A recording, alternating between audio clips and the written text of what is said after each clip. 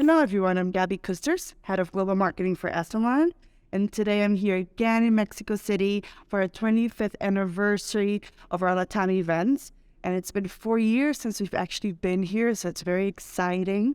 I'm here with two very special guests, who I'm going to allow them to introduce themselves. Okay, very nice to be here. Thank you, Lloyd. I'm Ben Boix. I'm the manager director for Netquest in the US and Canada. And I'm originally from Barcelona, but I'm living in New York for almost 7 years now. And I'm Daniela Martinez. I'm the SVP for Advertising Sales and Corporate Strategy for A&E Networks Latin America. So I'm based in Miami, but obviously oversee the region from there. Great. So, how many SMR events have you both been to? And to me, probably like, if I had to count it, probably 6, 7, a lot. I've been in the industry for almost 7 years and a half, and probably every year I've been like a 1 or 2 SMRs event. Okay. Yeah, I can't even remember, but there've been many. So, because you also have the global and then Latin America, so, and most of the times there's different speakers, so it's not like you can do one without the other or, so. Well, since you both have experiences with SMR events, how are you finding this one so far? I like it. I mean, this kind of event, I like it here in Latam because if you compare to the global one, the global is like a lot of expositors, there's a lot of people. Here is more intimate. It's more like the people that you already know, people that are your clients or your colleagues on the market research. And I really like it. And this year for Netquest, we had the opportunity to be a gold sponsors. And for us, it's like, huge event. Good. No, and I think that is great also to see the local relevance of the topics that are discussed. So, to listen to other companies that are also in the region facing the same challenges or similar challenges, I think that it's very,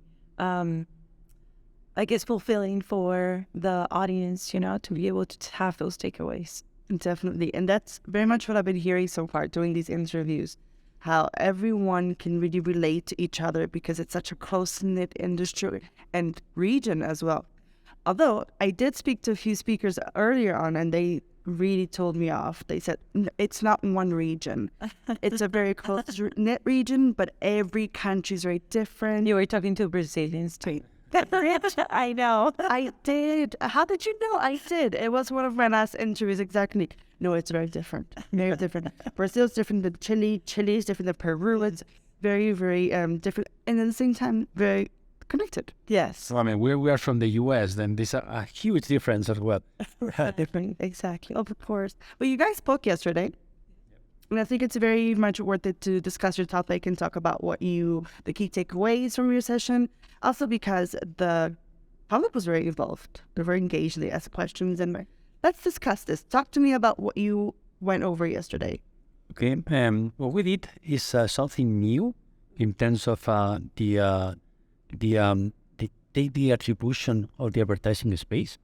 What we're trying to do is we have a panel that we put some technology in this panel in order to get the passive information from clicking data, from audio matching, and then matching all this information with A&E channels in order to get the final attribution that that is very difficult to find it with another way, right? Or probably you need to have like a different kind of companies that one part of this solution we're trying to do it with just one single source of information. Yeah, all the financial pressures that all the companies are going through, this was a need, and it's still a need from the industry of having just one consolidated view of the user and what's happening. And actually, did that person reacted and went through the funnel, let's say, and did we convert? Because many times you talk about audience and you talk about impressions or reach, but the reality is that if you stay there only, then anybody can come with a bigger number, right? So the question is the bigger number actually converting? Am I actually getting more sales? Which it's what every CFO wants to know. And that's where working together with all the tools that they had, we were able to do it, and in a way that it wasn't intrusive, in a way that it was completely passive. So there wasn't let's say, did you purchase that? No, it was actual behavior that we were capturing. Was that really? So that made the whole study, I guess, or the whole project very different, just because we're not creating models or it has assumptions, but it's hard data, behavioral data.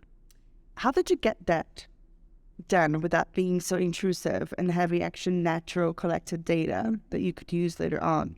I mean, it's not an easy path to that. We need to have at first a panel with a really engaged panel. And then what we're trying to do is this panel we have engaged that we asked our clients to do a little bit more. Okay. And then we install a meter in order to get on the PCs or desktop or phones.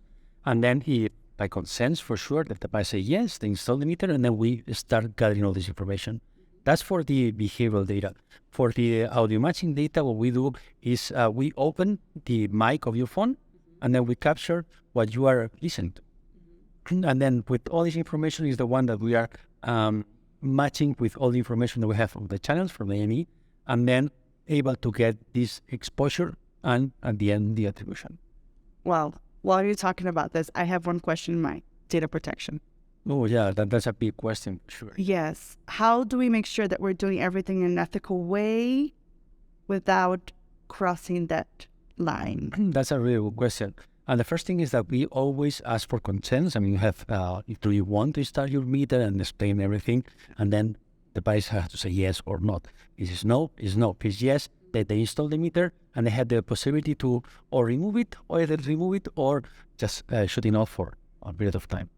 That's on one side. On the other side, in terms of our company, Netquest, we are from Europe, and then our regulation is GDPR, and then you know that is super strict. And then, of course, we follow all these regulations. Yeah. Extremely, extremely. It's very interesting to hear from a marketing perspective, because one of the main issues that I face is to understand whether my spend was actually, if that revenue was actually generated from that click, or was it from the banner that I have in someone else's website based on a partnership agreement that we have? And to also understand whether it's one single person doing the clicks or several different people.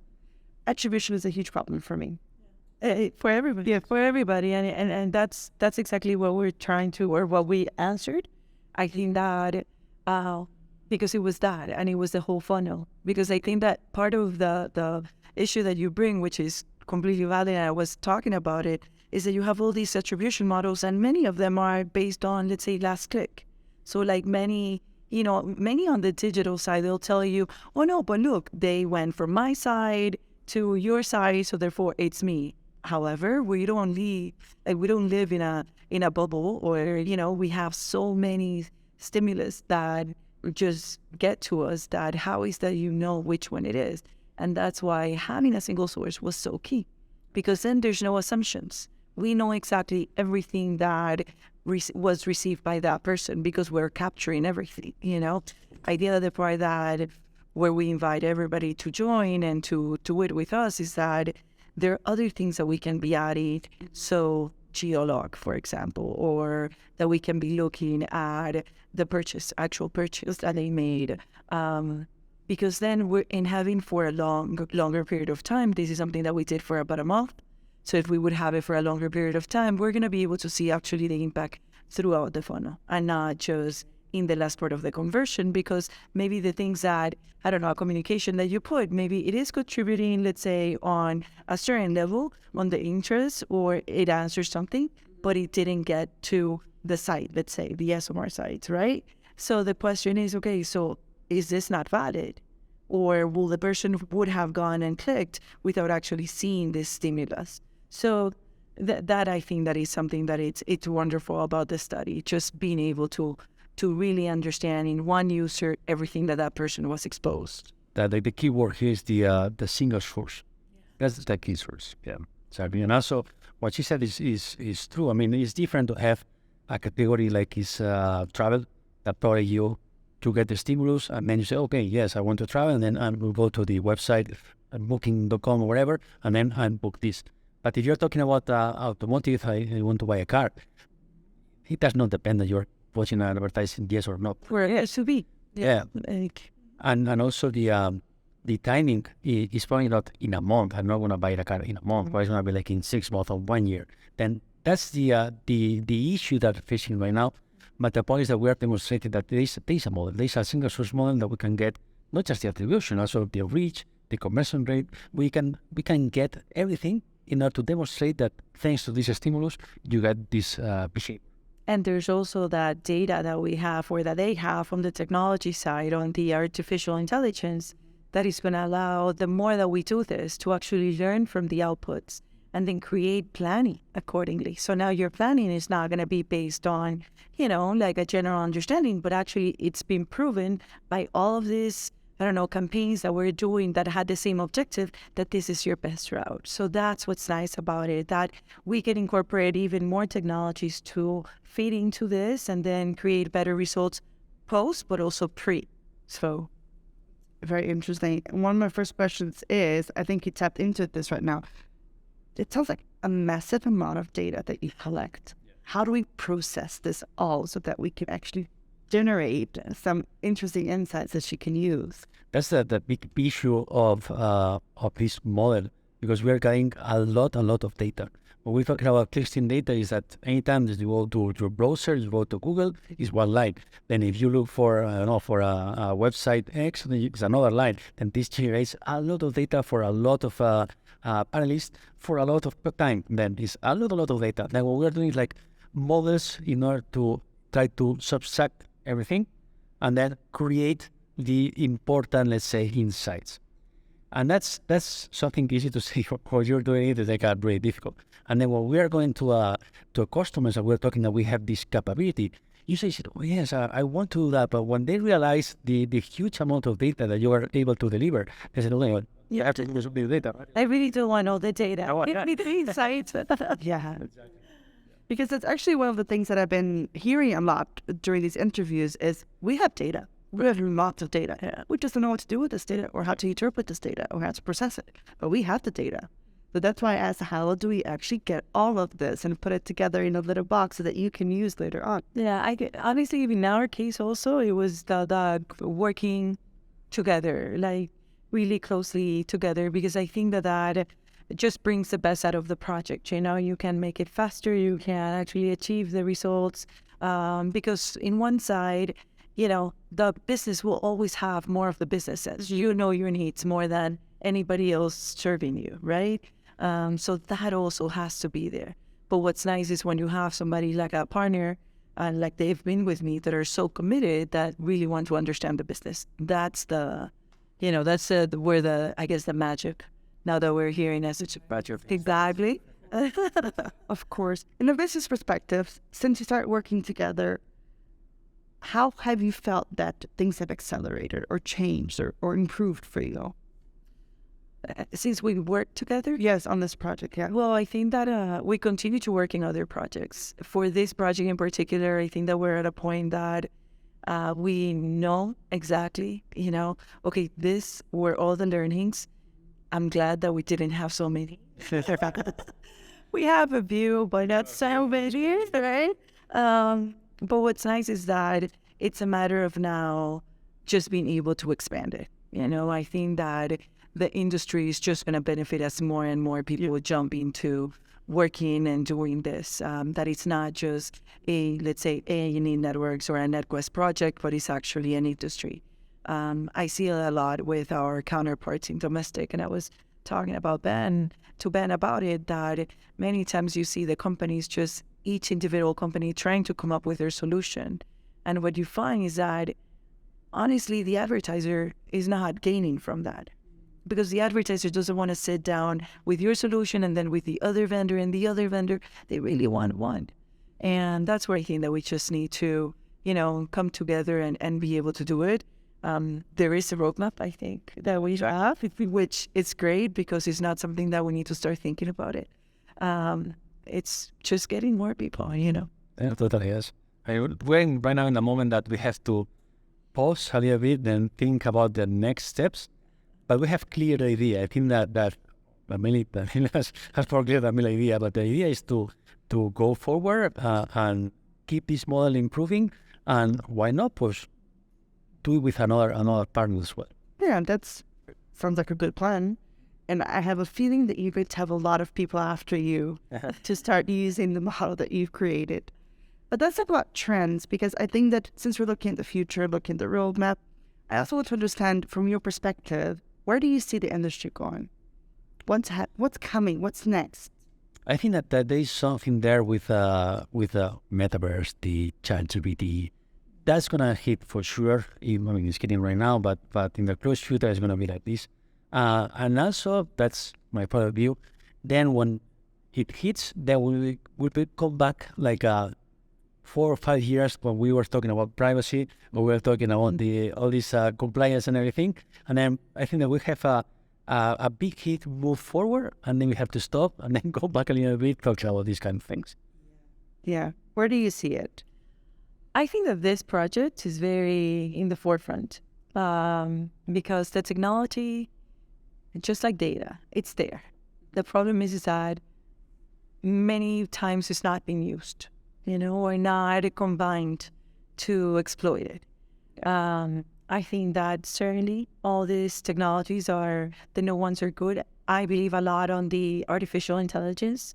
I think that this is something that it's really gonna, once we start applying it, the same way that it changed the models, let's say for the content providers as to what do we create or how do we serve the content to our users, the same way it's gonna happen on the research side, because then, we're going to just throw away all the mathematical modeling that we used to, like all the regression analysis. We're going to say, what regression? What? Of course not, That would be something from the 70s or something like that. So I think that the more we can leverage it, because it's there, it's just putting the pieces together. Yeah, totally. It's very interesting. I have heard a lot, ChatGPT, metaverse. It's these buzzwords that are really interesting for the moment, but I've also heard a lot of people talking to me and saying, yeah, but hold on, it's great now, but regulations not in place. Right. It's still free for all, but things still have to be put in place in order for it to... We are moving the wheels so fast. Exactly. But it's interesting to see what's next. So one perspective on the Latin American market, because you both live in the US, and I'm sure you also are quite interested in what's happening in Europe. Do you see a shift or change, or you find it to be similar, the different markets that you work with? What do you think? I think that if we're talking about the US markets, are totally different compared to the Latin markets. And also, if you compare to the European one, very different. Here in Latin America, we have some kind, it depends on the country, of course, but we have political issues that also change everything. Invest not just in the market research sector, but also in other sectors that we have to deal with that. And then probably in Europe, you have more stability, but then the technology is in the US. And I think that is totally different than when you're talking with from the US to a customer from Latam or from Europe. You have to a little bit to change your speech in order to adapt. But yeah, it's completely different to do business here, or do business in the US, or do business in Europe. What about regulations? Where are the hardest? Oh, no. I mean, I would say Europe. Hands down Europe. I was anticipating for the answer, but I kept myself quiet. Let me say something. I think that it's going to be like a world standard sometime. And I think it's going to be closer more to the European ones than not to the US one. Yeah, and on the Latin America, I don't know, I think that there's something that Latin America has because of the same political and economic situations that we go through, that number one, we really look out to see what's happening. So many times it doesn't take us, let's say, the decades that happen in the US to do something. It's faster just because it happened, they proved it. So by the time that it gets to us, we're already, we'll adapt it. So we didn't have to go to the trial and errors maybe that the domestic folks did. And then also the creativity. I think that in Latin America, we have a lot of creative talent. I see it because, we talk about budgets with our counterparts in Europe and in Asia and US. And wow, it's different. Let's say that we run a tight shift, very efficient and effective. So I think that is also good on the and on the research side as well. But the technology certainly, when you see it happening in Europe or here or Asia, it's nice that now it's very global. They're not like the walls, and you see it with SMR, for example, that there's that cross contamination in a way, in a good way. Interesting word. Yes, I know. Yeah. No, I agree. I think working for SMR and really being able to talk to different people, different companies, both from the agency side, but also from the client side, I think there's so many different things happening at the same time, but there's a community. It's everyone's working together, either different ways, and bringing together their knowledge, their experiences, their issues, sharing their issues. So it's good to see both sides and how everything comes together. Yeah. It's really interesting. Good. Then, Daniela, it was amazing speaking to both of you. Honestly, I think that what you're working on is going to go far. Keep going. You're going to get a lot of requests. Well, that would be a positive thing. But it was a pleasure talking to you. Likewise. Thank you so much. Likewise, thank you. Thank you.